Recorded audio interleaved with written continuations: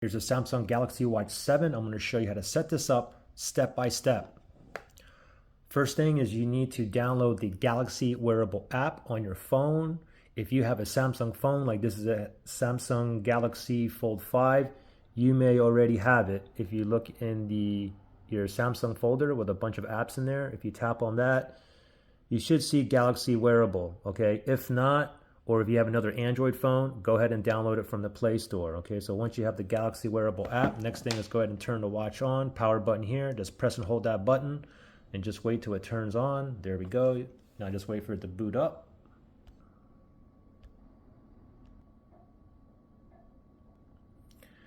And then once it boots up, you should be at the screen right here. It says you should see a pop-up on your phone.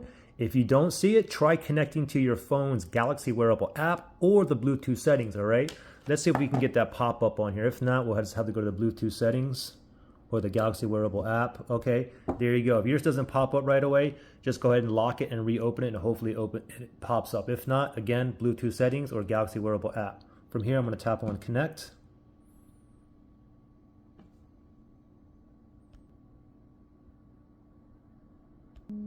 Okay, I get check your number on the watch. That matches. I'm going to tap on confirm right there. Downloading software. And it says check your phone to complete setup. Okay, so we'll be watching this now. Sign into your Samsung account. You can go and sign in now, or you can do it later. I'm just going to go and skip it and do it later because I don't remember my password. For your review, you can go ahead and read do the details on all these Samsung terms and conditions. You must have that checked. Again, you can check the details. Galaxy Wearable privacy notice.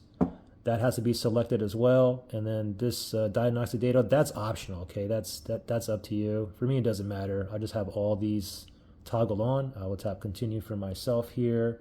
And I'm going to allow right there.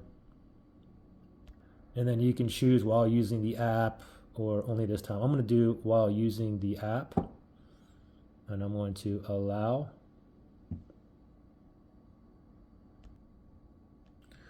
Sign into your Google account. Sign into your Google account, basically your Gmail on your watch, to use Google Apps, download new apps, and use Find My Device, okay? You can go ahead and skip that, or you can go to next and continue, okay? I'm going to go with next here.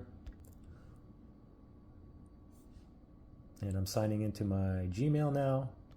Terms and service, go ahead and read through this. Usage and diagnostic reports and location. For mine, I'm going to go ahead. I'm fine with both of them. Just make sure you scroll all the way down, and then you should get like the I agree down here. And then I'm going to proceed like that. Select apps for your watch, okay? You can do that now, or you can do it after the setup. It's up to you, okay? But for myself, I'll just go ahead and continue here. And you can see recommended for watches. Let me just tap on continue. Automatic watch backup, go ahead and read through that, and then you can proceed.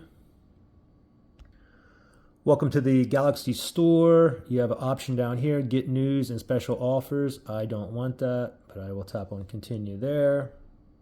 And I have some updates for the watch here. Just tap on update. Samsung Smart Switch, transfer your data or backup and restore your data.